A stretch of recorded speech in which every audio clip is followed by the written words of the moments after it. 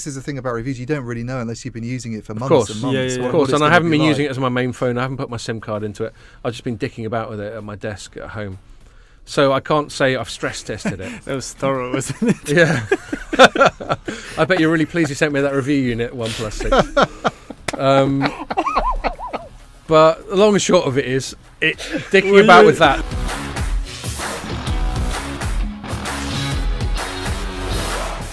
Hello and welcome to another Telecoms.com podcast. I'm all by myself this week except for Ian Morris because Jamie's off at Mobile World Congress Shanghai, on which we're going to hear more about. And Ray's doing whatever Ray does. He's on holiday, I believe. He's just on proper holiday. He was working during the week, but I think today he's got the day off. Oh, well, fair play. To sit on the beach. Oh, yeah. Yeah. He stayed in Nice. He's staying 4 more days with his family. What is it? It was an optical thing, wasn't it? Yeah, optical. So, okay, well, you can tell us all about that. That sounds thrilling. Yeah. Just watch the site. Yeah. Okay. So just as a reminder that if you're watching this on the site or on Facebook, you can listen to it on SoundCloud or iTunes, and if you're listening to it, you can watch it on the site or on Facebook. This week, Ian and I are going to be speaking about Mobile Congress Shanghai and some of the stories that have come from that. We're also going to talk a little bit about... God, I've forgotten. What else are we going to talk about? Smartphones. Smartphones, yeah, that's a thing. You've been doing a bit of reviewing, haven't you? Yeah, I've been doing a bit of reviewing, and there's something else I wrote about. And Telecom Italia. Telecom Italia, there it is. Thanks, Ian. Started well. I should warn you, listeners, that I went out for lunch with someone and had a big gin tonic and half a bottle of rosé, so I might be a little looser. Now you're about to launch into a bottle of Jack Daniels. Oh yes, and for a few weeks now, we've had this bottle of JD sitting in the studio. We don't know who he is. I think it was given to Ross, but he obviously doesn't want to drink it. So we're going to have it. So I think we might as well. What are you saying, Ian? Are you going to join me? Why not? There we are. Oh, it makes a lovely sound when it goes glugging down, sound. Sharpened. I'm all right. Yeah, it's all right. He's not going to partake. Let's. So there we are. We'll see how that goes. Yeah. So yes, Mobile Congress Shanghai. I think the most interesting thing, loath as I am to say it, because obviously Telecoms.com is nearly always far better than light reading. Only joking. But the most interesting story for me did come from light reading, and that was Robert Clark, light reading's Far East Bureau. Yes. Yeah. Strain. Yeah. Editor at large or whatever. Yeah, something like that. And he got a chat with the Huawei CEO, Eric Xu, is it? I think it's pronounced Chu. Yeah, Chu. It's Eric Chu. It's Z. Sorry, not Z. XU. See, X's in Chinese throw me. I think it's. I thought it was like Xiaomi. I thought. Well, how do you pronounce Xi Jinping? How's that? Yeah, pronounced? you just said it's like SH. SH. So that's what I'm going for. I'm going for Xu. Okay. Yeah. But anyway, whatever. Eric Xu. Eric, feel free to write in and correct us. Yeah. So Robert chatted to. Yeah. You got an exclusive interview with him. Exclusive interview. And you edited it. Yep. And tell us some of the juicy it's quite stuff. a wide-ranging interview. Okay. Talking about all sorts of things to do with 5G and automation, and there's a lot of interesting stuff that came out of that. But I think the thing that really got everybody's attention was some of the comments that he made about the US at the moment. Right. Obviously, very tense times. Bit of aggro there. But a lot of aggro between the US and China, and Huawei and ZTE, as big telecom equipment suppliers, are kind of caught up in that, as everybody knows. ZTE big time. ZTE big time, but even Huawei is. They've not been able to do business in the US in terms of selling equipment to the big service providers for quite a few years. Actually, sort of predates And not allowed anywhere near the public sector. Not allowed anywhere near the public sector, and those kind of restrictions are getting tougher. But as I understand it, there are also kind of restrictions on their ability to have academic partnerships to do anything with sort of research institutions and universities in the US. And Robert asked Eric Xu about this, and he completely lashed out at some of the kind of politicians who totally laid into a couple of the politicians who were sort of who've taken a really sort of hardline stance, including one of the people who stood against Trump in the Republican primaries, if I remember rightly. Is that right? Right. Well, Rubio? Marco Rubio, yeah. So he's the one who took a lot of the flack. I think she sort of said that these guys don't really understand what's going on. They haven't got any kind of idea what these research partnerships involve, and obviously there's a concern on their part that they're going to sort of lose some of their intellectual property, and so the Chinese that was are a run thing. Off and, that was the thing. Sorry to butt in at the start of the year that both Light Reading and Telecoms.com covered, and we probably spoke about it on the podcast, which is this. We all understand that Trump administration's more protectionist than previous ones have been. And there's some justification of that. There are, and I'm not going to pick a team here, but there are lots of allegations about parts of China playing a bit fast and loose with intellectual property and that sort of thing. Yeah. And that's certainly how Trump and co see it. And then there's the national security stuff, and then there's the general trade war that's kicking off. Yeah. And Trump, when he was campaigning, was chucking a lot of quite hostile rhetoric at China in an economic context. So obviously he's actually starting to look more moderate, isn't he, these days on the sort of China. Trump is, in terms of the dealings with Huawei and ZTE, I guess. Well, did you see what happened with Ivanka? Like Ivanka got a whole like list of building approved the same day Trump relaxed the sanction. Oh, okay. Yeah. Oh, right. Yes. That's very dodgy, but is that what we're saying? We're Coincidence? saying, hold on a sec. Yeah. Coincidence. Yeah, But yeah, I mean, it was sort of his intervention that seemed to save ZTE, which had been on the verge of but going then out of business. that begs the question of, the toughest thing to work out with Trump, I don't want to go off on too much of a just overly political angle, it's just whether he means anything he ever does, or whether it's always tactical. Yeah. Whether he actually gives a toss about ZTE one way or the other, or whether he just thought, let's do a bit of horse trading with the Chinese and throw him a bone on ZTE. Yeah. And maybe he knew that the Senate was going to block what he did, so he did it deliberately, so then he could say, the Senate's undermining all his stuff. You just never know, whether he means anything that he does. No, you don't. And there's obviously all sorts of angles to this, and there's all sorts of other companies and players that are caught up in it. So I think the whole NXP Qualcomm issue is one. It's only held up in China, isn't it? It's held up in China, and there's kind of a concern that the Chinese will continue to block that unless Trump sort of gives a few concessions, I guess, and maybe this ZTE thing was something to do with that, but no one really knows. But it seems to be entering pure horse trading territory, which is how Trump seems to like it. He's transactional. He does deals. Yeah. So this comments that she made about Rubio, and as I said, this sort of. So why is Rubio specifically getting grief? Well, Rubio's been particularly outspoken, I think. Okay. I think he's been one of the ones who's taken a really kind of tough stance. He's really taken a run-up at him. Yeah, and the amusing thing really was that after we published the story and we quoted Xu sort of making these comments about Rubio and saying how ignorant they were, I think is how he described them, and closed-minded. That's not diplomatic language, is it? It's not diplomatic language. It was very antagonistic, and immediately afterwards Marco Rubio actually responded on Twitter. He actually tweeted the light reading story with a really amusing. That was yesterday, wasn't it? Yeah, I mean, which is Thursday, Pierre. Basically confirming the. It was kind of one of those sort of ranty tweets, really. Sort of, this just shows what Huawei's like, and they're off in China ripping everybody off. Yeah. It was that kind of. I bet you Rubio would never have done a tweet like that 2 or 3 years ago. Probably not. So it just shows how many Republicans, having despised Trump's level. having despised Trump in all the, they wanted people like Rubio or Ted Cruz or whatever other dudes were involved. Yeah. He's changed the rules of the game. It's now carte blanche to do this stuff. But this shows how incredibly pragmatic and cynical politicians are. Now they're like, okay, you want to do Trump? We can do Trump. Yeah. So now they're all coming up with this gobby Twitter stuff. Yeah. That Trump's pretty much coined, hasn't he? Mm-hmm. Yeah. Granted, he still raises the bar more than anyone else. He does, yeah. I can't remember who he was cussing the other day, but it was just total sort of school ground stuff. Yeah. Okay, so that was quite funny, wasn't it? So to seeing a major US politician tweet a light reading story, I thought that was quite cool. Yeah, and it got a lot of traction, I think, with other publications as well. I think we got picked up by the FT and Bloomberg. Not all of whom necessarily attributed. They didn't at first. No, Yeah. I think what Huawei did was to distribute the comments to other news outlets, but just as not general mention comments that they'd actually been made during an interview. So you had to sort of get in touch and go, hello. Yeah, that was with us. But it's a great story by Robert. I mean, it's good that he fair play asked to the him. questions, but I mean the interview itself is really interesting because he does make some, on a kind of more nitty gritty kind of level, I guess. He makes some really interesting remarks about automation and AI and why he thinks operators are investing in those technologies. Well, tell us a little bit more about. I think have we more or less covered the political intrigue side of it?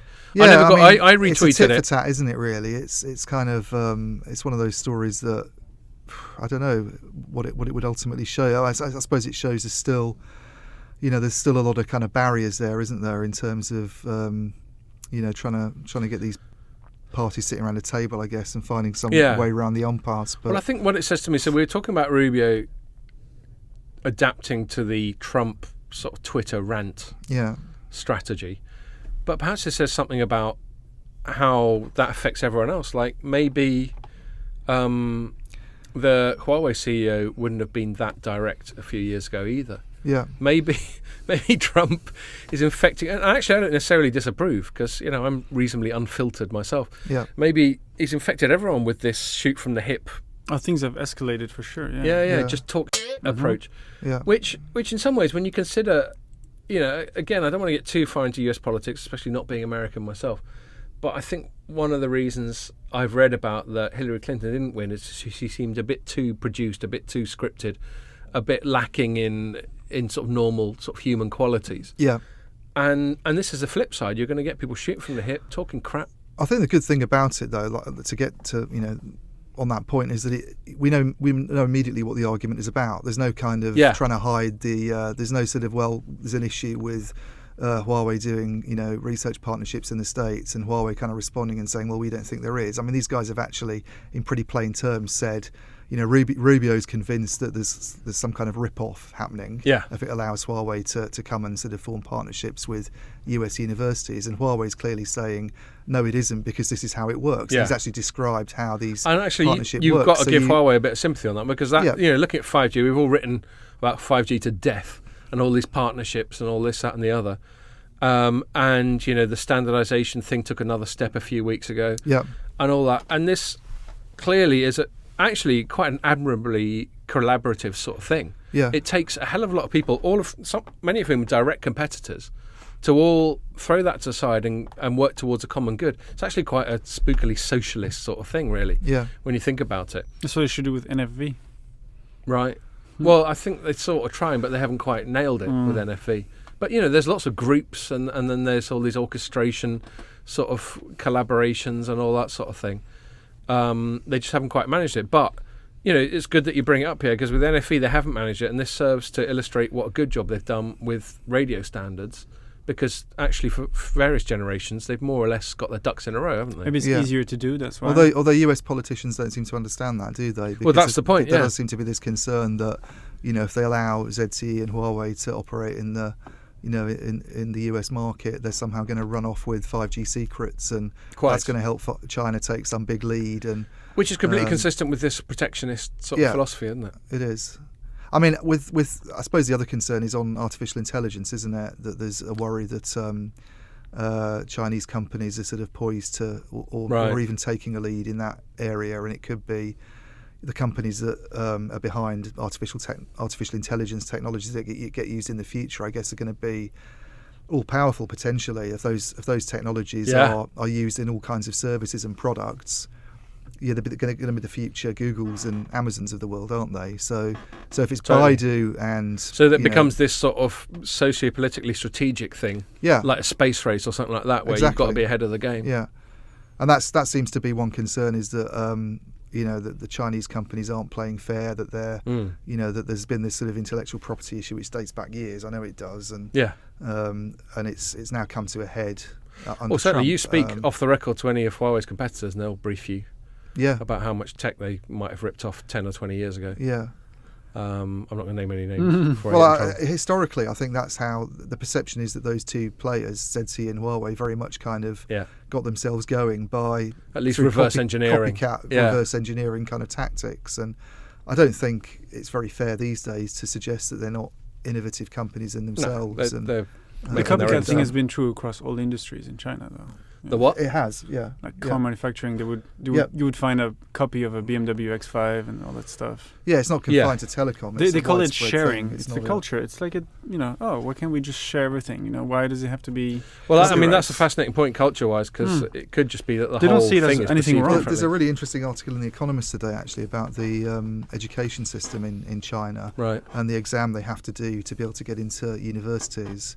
A bit like probably more like the French baccalaureate, I suppose. Okay. I can't remember what it's called, but it's quite a critical piece, because it says one of the problems of this exam is it's very much about rote learning. Yeah. Unless it's solving mathematical problems, it's very much about almost learning a dictionary rather But than actually. that's an issue I have with academia. Full stop. Well, anyway. but I think it's particularly pronounced in China, and also I think anything that does sort of stray into more creative areas like write an essay, you sort of have to adhere to party lines. Like you can't say something that Xi Jinping wouldn't agree with, otherwise you get marked down. If it's. I genuinely don't thought. think that Western higher education is that different. It's probably not as formalised. I think that sort of cultural orthodoxy that you're describing there, that might be on the syllabus. It may be written down in black and white in China, but as a sort of soft pressure, certainly in the stuff I read about, it seems to happen quite a lot in further education institutions, certainly compared to when I was a student, which is a depressingly long time ago. It's all about showing you have the computing power to memorize all this stuff. Right. But it would explain... For a short period of time. Yeah, but nothing else. Yeah. But the Chinese education system is more about rote learning than trying to sort of come up with your own original ideas. And where are the Steve Jobs types going to come from? It would explain some of the some of these issues, wouldn't it? This kind of perception that there hasn't been that much original innovation coming out of China. I think that's even a concern in the political level. But it has been for a long time. I think it's a symptom of the population, the amount of people there. There's so many people. You have to conform. You see small countries like Norway, and they're all about, let's do your own thing, because there's only a few million. I think you might be on something there, but I think it's also a sign of what a young country is in terms of proper full industrialization. Let's not forget that 100 years ago it was properly agrarian, to use an Eric Xu term.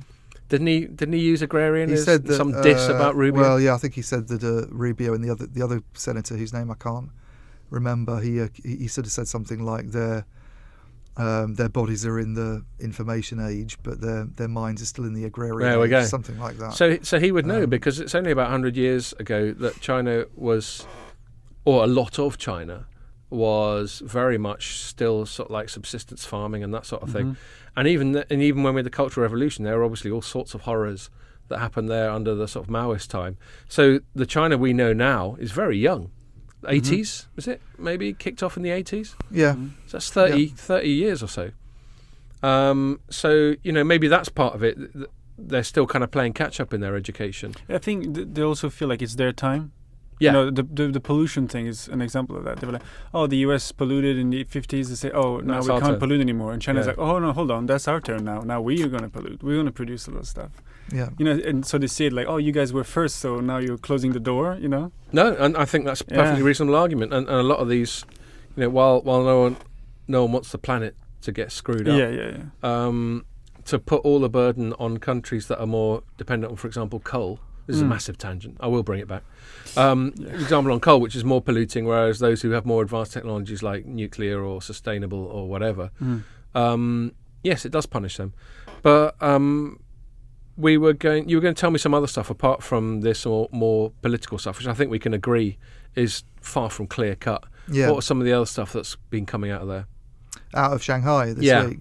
Is it mainly Robert that's been writing it up? Robert did that big interview with Eric Xu. He's there on the ground, isn't he? You've had Jamie out there for I'll get onto Jamie's stuff in a sec. The other news that caught my attention in particular, which is sounds like it's one of those boring industry association announcements that you kind of go, another industry group. But I think it's more significant than that, is this Open RAN Alliance, which actually got set up at Mobile World Congress, or it got announced there.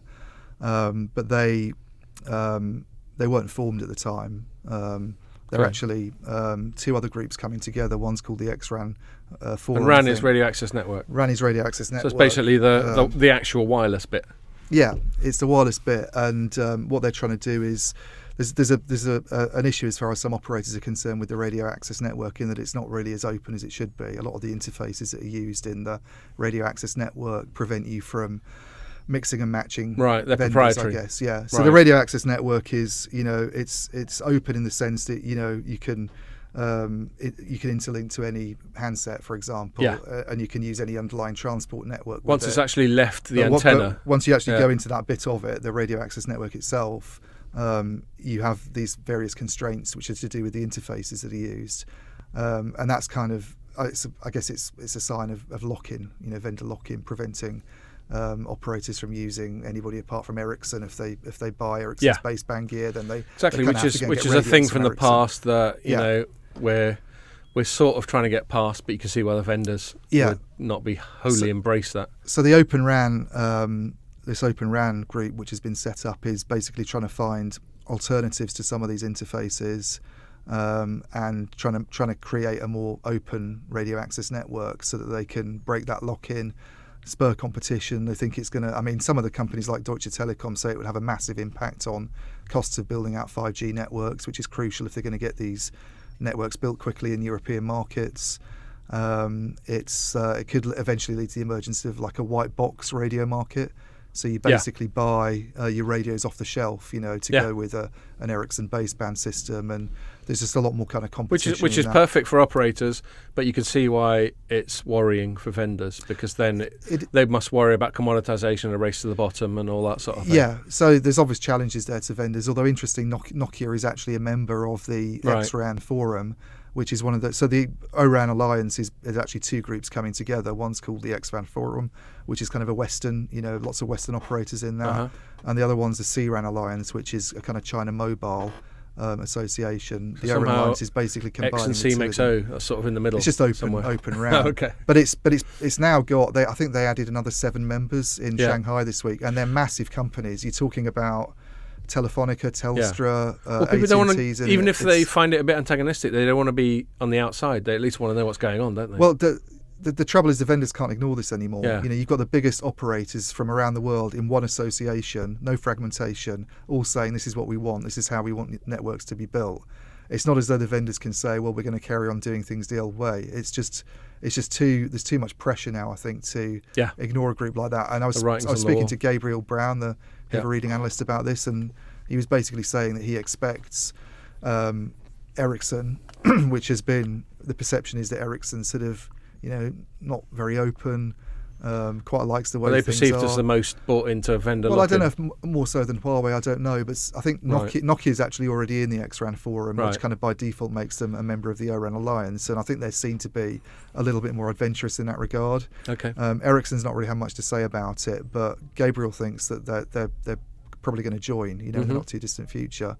Well, they don't want to send out the message that they basically want to lock in everyone to Ericsson stuff, because everyone knows that's not a good look anymore, is it? It's not. You can't keep fighting something that your customers want you to do. Yeah. And there might be opportunities in it as well. This is the thing. It's not as though it's very much seen as a threat, but it could actually give some of the vendors opportunities for new kinds of business model. Working more as systems integrators and stitching stuff together, or working with smaller radio specialists to kind of bring innovation in that has taken too long before, because they've just got these priority lists and certain things might be quite low down on that. So there are actually some attractions to doing it as well. But I mean, it caught my attention because I've been talking to Gabriel a bit about it in the last few weeks anyway, and the fact that it's got so many big operators now, and the fact that it is one global association, means it's something that's kind of worth watching. And they've already made quite a bit of progress, it seems, on one of the crucial interfaces. So the CIPRI interface, which is the bit that links your radios with your baseband, has been seen as this big kind of barrier to an Open RAN.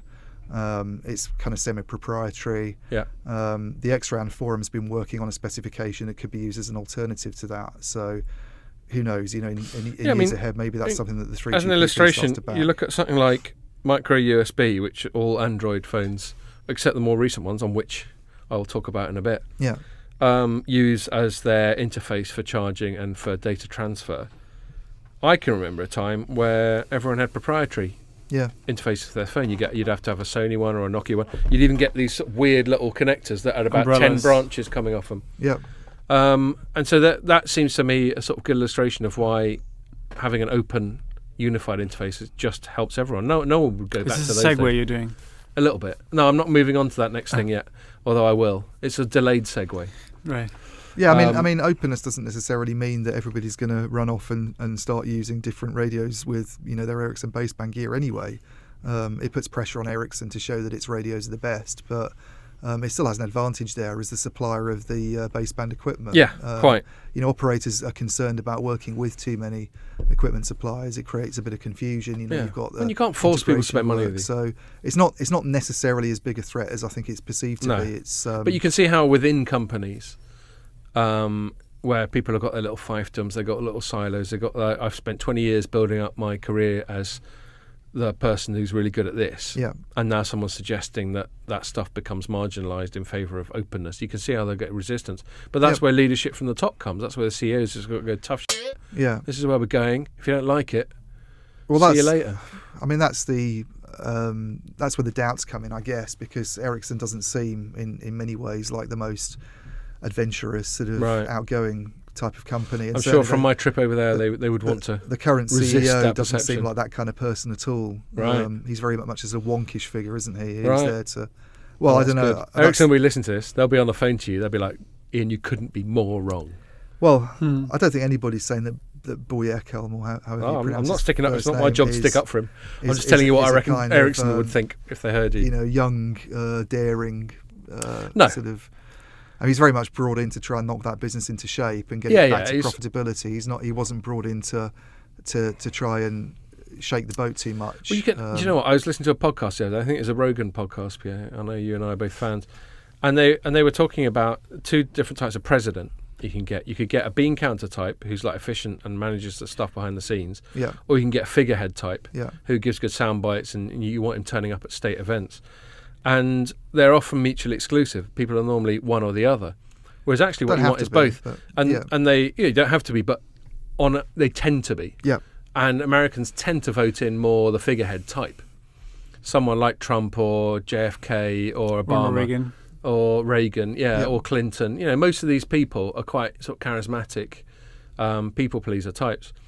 And then he talked to, they generalise about Europe, which doesn't necessarily apply, but they said in Europe you tend to get the president and the prime minister. Yeah. Of course, in the UK we don't have a president, but in France we've got a very charismatic royal family. We've got a royal family, charismatic, perhaps not so. Oh yeah, are you implying that the prime minister does more? And then that was what this Rogan podcast was talking about. Though. And it's a massive oversimplification. It doesn't apply to every European country, for example. It doesn't apply to the UK. But if you've got one guy who's an administrator or girl and another guy or girl who's the charismatic figurehead type, then that sort of makes sense. Then you don't have to worry about whether the one person you've elected has got enough of each. Funny you said that. And that applies to CEOs. Sorry, that's why I went on that tangent. Bit of a tangent, but the Prime Minister of New Zealand just gave birth and she's on maternity leave. And she's the first ever Prime Minister to have a kid while she's in office, isn't it? No. To take the maternity leave, though. I think it's happened before. You've got to have a bit of time off, haven't you? Yeah, but it's the first time ever. You can't just backflip out of maternity ward and get straight back on the job. No, I think it's great. Yeah, good for her. Anyway, moving on. I think Ekhelm's very much the more the bean counter type. Now, maybe that's being a little bit unfair to him, but I think when he was brought in, that's what was needed anyway. So it's not necessarily criticism. Yeah. I'm going to talk very briefly. Next? No, I'm getting Pierre's waving his fingers around in a sort of Gallic. Are we going to drink more of that, or is it just going to? Do you want another little shot? Rude not to now that we've opened it. To throw yourself into the next topic, yeah. Okay, well, Jamie, if you're watching this while you're on holiday in Thailand, we're going to skip you, mate, because we banged on too long about the other stuff. But Jamie's been doing a great job talking about all sorts of stuff from there. Maybe we'll get him to talk about it when he comes back. No, maybe mention a few. Come on. No, you said I'm not allowed. Okay, fine. So actually, Jamie, it's Pierre's fault. We're not talking about you. Other stuff I've written about. Yeah, Telecom, talking about CEOs. Telecom Italia. So we've chatted about this a few times on the pod. They no, I think we're talking about smartphones first. Oh, was that in the order? All right. Okay, but that's only because I forgot the Telecom Italia thing when we're doing the stuff at the start. All right, I better do it in the order that Pierre's going to do the little captions. You abused your position as a journalist to get a load of handsets sent. Okay, yeah. Yes, okay. you did. So basically, here is it. I've got this Samsung Galaxy S7, which I've had for 2 years on a contract. So which means I'm coming to the end of my contract. And typically, you go, okay, well, what am I going to get now? Because an iPhone. Well, possibly.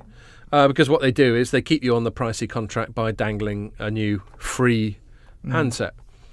And I thought, okay, let's find out. I used to be a smartphone analyst, but I haven't been for 4 years, and I kind of lost track of what's hot and what's not. But, I read a few reviews. Samsung still gets quite well reviewed. The S9 is out now. and other ones that had caught my eye, and there are plenty of others, for example, from Huawei and LG that get good reviews. But the other two that caught my eye is the Google own brand one, which is called Pixel, and the one that's currently available is called the Pixel 2, but there's Pixel 3 on the horizon. And another one is a sort of startup, although they've been going on for a few years now, called OnePlus. And they're a Chinese company, but they've got quite sort of Western brand and marketing and all that sort of thing. Now, Samsung's obviously Samsung. They're one of the biggest technology companies in the world. This S7, I've got to say, I'm probably not even going to get anything because this S7 still works so well that I'm probably going to switch to SIM only and save myself 20 quid a month or whatever I get. Be fine, yeah, well, at least 6 months to a year more until it starts to wind me up. But you keep the same handset and... Yeah, and switch to SIM only. So, I'm with EE. I'm currently paying, 40 odd a month. I could probably shave 10 or 20 quid off that. Yeah. Because half of that is just repaying the subsidy on the phone. Oh, no, a decent contract is 15. Well, there we go. Yeah. So let's say half my mobile phone bill. That's not Americans listening here are like, what? This is... Yeah, I know, because they all pay about $100 or something, don't they? Or I could just get the latest thing, which is obviously appealing. Behind they really are in telecom. Well, they pay a lot, man. Yeah, they pay a lot. I don't quite know why. I don't know. It's a bit of a tangent, but $100 bill per month is absolutely normal. This perception they're kind of way ahead, in 5G and everything. I was talking to, I can't say who it is because it's off the record, but a very senior executive at an operator was saying that he thinks that's all very well, but you go over there and you can't get good signal coverage anywhere. You've got all sorts of problems. I think they have a monopoly quality. Problem over there. Well, that's the issue, isn't it? There's four companies in a market of like much 300 bigger people. Yeah, whereas we've got four and a bunch of MVNOs in a much smaller space. Yeah. And it's even worse. MVNOs are there over there even? No, it's something like US mobile. I forget. Disney had one at one time, but I'm not sure if they... Disney. Well, we have like Tesco. Where anyway. You get a Disney MVNO, but your voice has got to sound like Mickey Mouse or Donald Duck. Tesco works though, doesn't it? They're quite successful. It's just like funny branding. Tesco's one of the more successful. And most European markets have a lot of MVNOs now because the merger activities often produced MVNOs have said you have to sell capacity to MVNOs. It's like having a Walgreens plan in the US, Do you know what I mean? Are you with Sprint, AT&T? No, I'm with Walgreens. You pay $100 a month for quality. Yeah. So, no, I think consumers 5G, consumers definitely have less choice. And if you look at things like the sort of AT&T Time Warner thing being approved, Americans are clearly a bit more chilled out about a few big companies calling all the shots than we are in Europe. I'm not going to go off on the massive tangent about and they don't leave. That's because they don't leave the US and come to Europe and realise what great mobile phone. Well, there is that as well. Was it some proportion of Americans that even have a passport? Well, it's much bigger there, much more land. It's harder. Anyway, I thought we weren't. I thought you were trying to nip this tangent on the head. Make your mind up. There's 700 million people in Europe. I mean, that's a few, isn't it? Yeah, it's several governments though. 700 and counting. But there's a lot of rural and remote areas in Europe. It's not like we're... No. Agreed. What were we saying? So you were trying the S9, the OnePlus, and the Pixel 2. Okay. And you don't like any of them, you're going to So I thought I'd check it out. So as you kindly pointed out, I'm abusing my position as a technology journalist. And I just sent emails. You did write a review, so... Yeah, I did write a review. And I thought that's the least I could do. It would be really cheeky if I got review units and just sent them back and just didn't write anything. But the review I wrote was not a proper review like you'd get on, I don't know, The Verge or on Trusted Reviews or something like that. They're really exhaustive and they pages and pages. Mine was a much more anecdotal. Maybe that's not what's always needed. Well, hopefully. Well, that's all you're getting from me anyway. Yeah. Mine was much more anecdotal. I had these phones; they seem all right. Also, you're reviewing phones that are like a year old already, so you didn't need to, quite a year old. I think they haven't just come out. Yeah, I think those Verge reviews and some of them are too. They're not pitch. I mean, most people who buy a phone want your kind of review, I would imagine. Yeah, well, see, I actually put mine up. I don't often put my own stuff up on Facebook because I don't mean. Yeah, but most people watch their 4-minute video. They don't write. They don't. I mean, I think they watch the video more than they actually read the 3 pages. But I put my one up on Facebook just to see if it'd be useful to anyone. Anyway, so I got hold of those 3. I got the Galaxy S9, I got the Pixel 2 XL, and I got the OnePlus 6. Which, incidentally, if you put OnePlus 6 into Google, it just says 7, which isn't very helpful, is it? Anyway, cut a long story short, they're all great phones. The thing is, you're not going to get a phone. Yeah. I mean, even if you only spend 300 quid, you're going to get a pretty decent phone. Jamie's Motorola is pretty decent. That costs about $250 He's to got buy a brand new. Motorola. Yeah, Wow. bless him. I feel maybe it's longevity. That's Like retro. you'd be cheap. You could buy a cheap Chinese phone, but maybe it'll last just 3 years and then die. Yeah. 3 years is fine. The normal upgrade cycle is 2 years for a phone. I know, yeah. So it's like disposable almost. How long do you think you'll hang on to your X for? Yeah, no, not even that. Yeah, it's true. Oh, but you're all into reselling and you're all entrepreneurial. Because then you start about it, losing aren't you? money. Yeah. Cut long story short, they're all good phones. It's really hard to tell them apart. They've all got top chips in them. They've all got great screens. They've all got great cameras. It's all groovy, and they're all about the same size and shape, and they're all just a big rectangular black touchscreen. Difference is the OnePlus 6 costs 470 quid, and the other ones cost 800 quid. Right. So that's 330 quid difference. So as I wrote in the conclusion to my thing, are the other ones 330 quid better? Or to put it into more tangible terms, you can get an iPhone SE, the shittiest iPhone, which is basically like an iPhone from about 3 or 4 generations ago, but you can get one new Yeah. for 350 quid. Mm-hmm. But I wonder if that cheap one, the OnePlus 6, after a few weeks it kind of falls apart like a crappy pair of jeans. The I don't think reviews it I've does. read Yeah, is that it's it pretty doesn't. good actually. The reviews I've read. Yeah, I mean, that's I've true played with with other it. brands. But Though. this is the thing about reviews. You don't really know unless you've been using it for months course. and months. Yeah, yeah, Of course, and I haven't been using it as my main phone. I haven't put my SIM card into it. I've just been dicking about with it at my desk at home. So I can't say I've stress tested it. That was thorough, wasn't it? Yeah. I bet you're really pleased you sent me that review unit, OnePlus 6. But the long and short of it is, dicking about with that, the experience of dicking about with that Were was... you in your underwear when you tested them? That's a very personal question. Do you know what I do, actually? I'll reveal this, especially as I'm necking the JD at the moment. Most of the time, I wear pyjama bottoms when I'm working from home. Yeah. I wear a T-shirt I'm and not going pyjama to say bottoms. what I wear because we talked about my clothing enough. Yeah, you got Yeah. cussed enough last week. Yeah. So I wear these sort of checks. But I They're can from sympathise with Fat that. Face. They're sort of like pyjama bottoms / lounge pants, I think is what they are. But anyway, so was your point that just the price difference? Yeah, exactly. Yeah. So 330 quid. Can you justify that? And I don't think so. And my conclusion was, if I was just going to buy one, if I wasn't getting it as part of a contract where I'm basically getting incentivized through perceived subsidies, there's no way I could go, okay, I can have this and that pile of 330 quid, which I can spend down the pub or whatever. Yeah. Or I can not have that pile and have this. I just don't see how I could go for the latter option, Mm. is my view. It's kind of like buying a computer. You get an ordinary PC laptop that costs you 400 quid, or you go and buy A Mac. a Mac that costs you 1,000. Yeah. And you Is think it that's a 600 massive better? differential. But at the moment, I'd say yes. I mean, I've had my Mac for 7 years, and it's really slowed down actually in the last year. Well, but that's fair But enough. 7 years. But Is 7 pretty years is a good. long time, a and good I've never had a innings. PC that's been No, any fair good enough. after more than 2 years. Also, it depends. So- Like if you buy, because I bought mine, it was top of the line 6 years ago, and it's still perfectly fine now. So if you buy the cheapest one, maybe it'll last 5 years. But if you buy the top of the line, you'll get, So, and do you know the funny thing about this, having covered the PC sector in the past, Macs use the same components largely as PCs. They use Intel chips. But it's funny. They The use first the thing you same said about the brands phones, of RAM, yeah. motherboard, all that sort of thing. So I Is it think two software? things. But I'm not disagreeing with you. I'm sure. Yeah. So software is obviously a big one, and maybe it's just the industrial design of the whole chassis and all that sort of thing is more durable. But yeah, fair play to Apple. They managed to use the same components and make a computer that lasts twice as long as a PC. That's the first thing you said. Look at the internal components, and I was like, I don't care about this as long as Yeah, it yeah. works. Yeah. If That's the fine. software allows for a slower CPU and the experience is seamless, then it doesn't matter what's inside. It's like the little flicking light you used to have on PCs telling you the hard drive is working. It's doing stuff. Why do you need that? Yeah.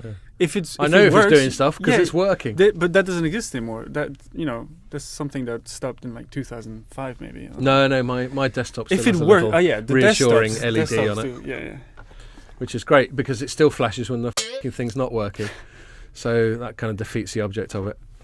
So yeah, that's the long and short of it. I would say if you're looking for a flagship phone, the Pixel and the Galaxy are probably a little bit better than the OnePlus 6, but not 330 quid better. Yeah. So I would go for that. And I fully expect OnePlus, I've been writing such nice things about them than to send me bottles of champagne or maybe even Jack Daniels. One of those, yeah. Thank you, OnePlus. No, honestly, OnePlus is it's pretty good. Taiwanese company, maybe, is it? No, Chinese. I think it's Chinese. Okay. But Might could be piss off a lot of Taiwanese. people. I need to look it up. Okay. Last thing. So I tried to talk about that a minute ago, but Pierre told me it was in the wrong order. Telecom Italia. So this is just... It's always fun and games at Telecom Italia. Well, exactly. We haven't got too much time left, but this is just a bit of sort of head office fun. So just to recap, with Telecom Italia, and we've spoken about this before, they've got this basically Vivendi's been mucking about with Telecom Italia for a while. They bought a bunch of stock such that they own about a quarter of it. Haven't they sort of been edged out a bit by this Elliott, the capital? Well, this is what I'm leading up to. Right. So they bought about a quarter of the stock, and their whole plan was with if they have like 24.9 recurring percent of the stock, they don't have to formally make a takeover bid. But if they go over that 25% threshold, then they do. So they thought, okay, we'll just have 29.9% of the stock, but we will use the fact that we are the biggest single shareholder by quite a long stretch to influence the board, and we'll have mainly our appointees on the board, and we'll basically call the shots without having to go through all the trouble of actually acquiring the company. And then this activist investor group, Elliott, turned up, as you said, and went, hold on a minute, Vivendi, we're not going to let you have it all your own way. And they own a much smaller proportion of the stock, but enough that they can counter them in sort of AGM. Well, I think they got the Italian government on their side as well, didn't they? Right. Which came in and bought shares, but with its shares added to Elliott's, it was a bigger power base, obviously, in terms of votes. Yeah, and there'll be all sorts of geopolitical stuff going on. Like Vivendi's a French company, Telecom Italia is obviously doesn't Italian. like Vivendi, basically, does it? So it seems. Well, I mean, and you can imagine we're all protectionists. This is one of the funny things. Just to have a brief tangent about Europe. Yeah. Is it supposed to be one big Europe, but we're all still sovereign countries that have our own little bits of protectionism, and we don't like flogging stuff to whoever and all that sort of thing. Yeah.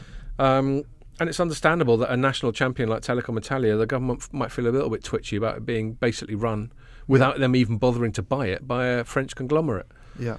So Elliott, probably sensing this, which I think is a UK based setup, came in and went, all right, we'll see about that. We're going to put our own slate of dudes up for the majority of the board. And then they had a big vote about it about a month ago, and it turned out Elliott won. Even though Vivendi had in principle, more influence. Yeah. Now, the thing is... They've got other shareholders to side with them, yeah? Yeah, I guess so. Basically. I guess so. Enough other shareholders were probably not happy about this sort of Vivendi mucking about. Because it's a lot of Italian institutions, isn't it, that make up the kind of rump of the shareholding base. Right, and sort of pension funds and that sort of thing. That kind of thing. Yeah, and God knows, I've got some tiny little bits of investment that I basically stick in funds and cross my fingers. That's about as much thought as I spend thinking about equity markets. But people who spend a lot more time thinking about it, maybe some slightly sort of emotional, irrational things like sort of national sentiment come into play.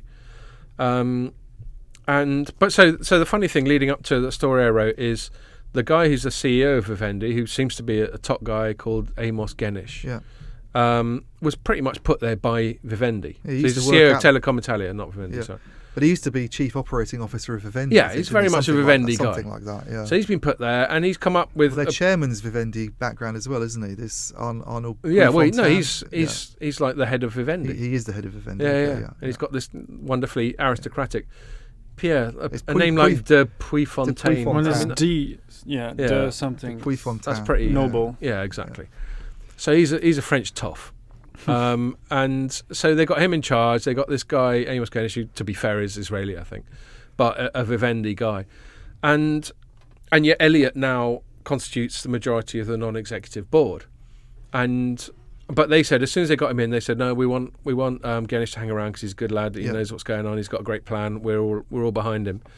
And they obviously didn't want too much disruption because ultimately they're an activist investor. They don't want the stock going down the toilet. But we all kind of wondered, there's got to be some tension there. Yeah. And then in the last week or so, Genish has been quite overtly briefing against his own board in the press. He's basically So coming again, out against the Elliott guys, the Elliott appointees, basically. So he hasn't explicitly mentioned them, but he said some people in the board Yeah. have been stirring the shit, was to paraphrase him, Yeah. briefing against him in the press, something like Right. that. And this was all reported. And he said this to a bunch of reporters. This wasn't even just some leak. He said It's it like quite a press openly. conference or something. Yeah, sort of thing. Press conference entitled "Why My Board Are Wankers," and this was just ahead of the AGM. Right. So it was obviously quite deliberately timed as well. So in the AGM, they had to come out with this sort of thing where they said, well, he understands that perhaps wasn't so cool to say, and we're all playing for the same team. It's all groovy. Please don't hate us. Yeah. Sort of thing. That's the only reason I mention it. Is in hindsight, it seemed inevitable that Ganesh was going to speak up sooner or later. I think what he was saying to the Elliott guys is, look, there's a line in the sand here. Okay, we all want Telecom Italia to do well. We all want things to progress, but don't take the piss too much. Yeah. And sometimes you've got to do that publicly, which is great for people like us. Same reason as at the start of this podcast, we're talking about Eric Shue briefing against certain people. Yeah. I find the whole sort of I'm falling off my chair here. The whole you haven't enough JD. That's the problem. I know. I need some more. The whole there sort you go, of mate. why Don't be not? shy. All this toing and froing with Telecom Italia, quite confusing, really. Why is that? What confuses you about it? In terms of what Vivendi's trying to achieve with Telecom Italia, and also, do you have any theories? Well, the big thing about Vivendi's overarching strategy is that it wants to be a big kind of media player, big sort of media powerhouse in Europe. Yeah. And it's got both media and telecom interests. It has a whole bunch of other stuff as well, I think, but it's very much mainly a media business, content, and I think it owns a big stake in the main Italian broadcaster, actually, Mediaset. one of them, Mediaset, which is controlled by Berlusconi, if I remember rightly. But they have a big stake in that, and got all these oligarchs that all go off on holiday in Capri together. Exactly, yeah. And the big kind of what everybody assumes is that they want to create this big. I mean, they've even said it themselves. They want to be a kind of European alternative to Netflix. I think they said at one time a couple of years ago. And it's all about scale, isn't it? When you get into conglomerates. And it's very hard to see how some of the assets that they have really fit into that strategy. Mm-hmm. And also what they've been doing with Telecom Italia. Now, if I was in the Italian government and you're concerned about things like infrastructure, and that your country has decent broadband networks, and you don't want to fall behind on that front because you could find yourself not very competitive with other markets where they're rolling out fibre or 5G or whatever it might be. I'd be very upset if the main operator was not making, a bit like BT, I guess. It's always under pressure to make investments in gigabit speed infrastructure, and I guess if they weren't certain doing things that, of sort of national interest. Yeah, you'd be upset, and if they're spending lots of money on content, you'd be thinking, well, this doesn't really suit the national interest. But from what you see that's happened at Telecom Italia in the last couple of years is that they've really kind of been ramping things up on the infrastructure front. And it's not as if they've been going and rolling out fibre to the home networks to every home, but they've certainly been extending 4G coverage. They're much more competitive now than they used to be. So you don't think it's an either or? You think they've been doing their job despite all the other stuff? Telecom Italia, if you look at its performance metrics, I'm not talking about share price performance, but in terms of delivering substantial stuff. There was a time when they were like a laughing stock, and they were like everybody in mobile was hammering them. And they've actually really turned a corner in the mobile market. They're making investments in fibre to the curb networks. Yeah, quite a lot of the early 5G stuff's been happening in Italy as well. I can't remember his name, but it begins with it's not Catuano, because they had Cataneo. Cataneo. He really seemed to do quite a good job in terms of trying to knock it into shape, trying Until to he got make turfed it out leaner. for not sucking up to Vivendi enough. He did get but while he was there, he was working on making it a leaner business. He seemed to be making investments in infrastructure. It was much more competitive than it had been for a long time. I think its margins might even have gone up. It's kind of operating. So it's kind of hard to see why the Italian government has such a big issue with it in a lot of ways. That it's not. They seem to feel that it's not doing its bit for the country's infrastructure. I don't know. Maybe it's just a weird nationalistic thing. Yeah, exactly. And I also think you get certain things that are so big that they've just become political footballs. Yeah. Like, it's not... So I don't understand what Vivendi's trying to do, and I don't really understand what the Italian government's problem is. So I've got a couple of theories on that, and then we better wrap it up as we're getting close to sort of running out of juice on the cameras, probably. Close to Jack Daniels' time. I think we've been at Jack Daniels' time for a little while. I've one little... gird my loins for the final run-in. Oh my god, I can't wait for this wrap up. It's going to be Yeah. world class. So another thing, you all on the Vivendi side, they've been, in my view, a little bit scattergun for a while. If you look at Vivendi Universal, they bought Universal Studios. Yeah. You look at Ubisoft. So they bought a movie studio, they bought a computer games studio, publisher. Video games. Yeah, well, same thing. You what? Video games, computer games. Does that show my age? Yeah, it does. They own like PR companies as well, don't they? They're sort of Havas. They're in trouble, aren't they? Oh yeah, and Havas has been doing the PR for this whole thing. So you've got conflicts of interest potentially. I'm not saying anything. They've got big issues in Africa, haven't they? They're under investigation for corruption, I think. Right. Okay. So, and this happens when you start dipping your toes into all sorts of things. Look at the aggro Rupert Murdoch's had trying to buy up the rest of Sky in the UK. Yep. Everyone's worried about media plurality. When you're involved in too many things, regulators are quite rightly going to go, well, hold on a sec. If you own that and that and that. And again, in the States, they're a bit different. They've all just gone, fair enough, AT&T, you can own Time Warner. Yeah. Even though now, if you want Game of Thrones, you might have to subscribe to AT&T or something like that. Yeah. Anyway. But you might not get Netflix at the same speed that you used to. Well, quite all that sort of thing, and net neutrality, and Yeah. there's countless other tangents we could go off It's going to on. be a lot of buffering. Yeah. Exactly, but swirly, Yeah. swirly stuff going on. But Vivendi, I just think for about 20 years they've been quite haphazard. It's always been the area of media, but I agree with you, there hasn't been a really coherent strategy. Yeah.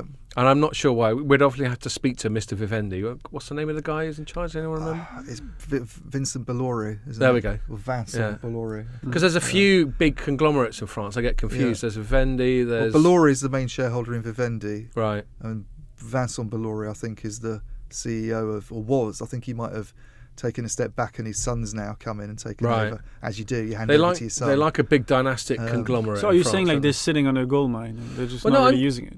Well, maybe, but no, what I'm really saying is I don't even know what their strategy is, other than just buying stuff every now and then. Maybe they don't either. Yeah, I suspect so. The mere fact that you're an oligarch doesn't mean you know what you're doing. It's probably spending too much time drinking Jack Daniels. Anyway. Well, he should be. Jack Daniels sharpen your act something up. more expensive than Jack Daniels. And then from the Italian side, I think what happens when you've got a national champion. So let's take an extreme example. They're public sector. If you're taking the UK, every time you get a new government come in the UK, they dick about the NHS, they dick about the schools. Those are the two political footballs. I've got mates who work in the health and mates who work in education, and they're completely sick of it. Every new electoral cycle, a new bunch of stuff just gets thrown at them. It messes with morale, it messes with continuity, it messes with quality control, all sorts of things. And maybe former nationalised telecoms get to a certain degree that amount of political aggro, especially in a market like Italy, I guess, which is perceived to be, not perhaps as forward thinking as it should be in possibly many respects. So I don't have answers to your queries. In fact, I sympathise with you, and there's still not that much sign of a sort of coherent strategy from Vivendi, and presumably all this stuff with Elliott has complicated it. But to sign off, it gives us plenty to write about, and I like nothing more than a CEO briefing against his own non-exec board, because there's non-exec board are the ones that can fire him. Yeah. The only person the CEO is accountable to is the non-exec board. Yeah. And yet he's cussing them in the media, and I'm like, yeah. Nice one, Guinness. You've just gone up in my estimations. Ballsy. Yeah, we like a bit of that with the Jack Daniels with the Jack Daniels. So on that note, actually we haven't drunk that much, have we? Look, no, it's only a little bit. That's probably not even. It's been sort of more cosmetic, responsible. Yeah, responsible alcoholism, responsible drinking during the podcast. That's what I'm all about. As Ray Winston would say, I drink responsibly. And now we'll just go and neck the rest and have a fight in the street. Anyway. Thanks for listening to that. That was good. I like these dialogue ones every now and then. They're a bit different. And thanks for your contribution as well, Pierre. And thanks for bearing with us. Make sure you join us for the next one.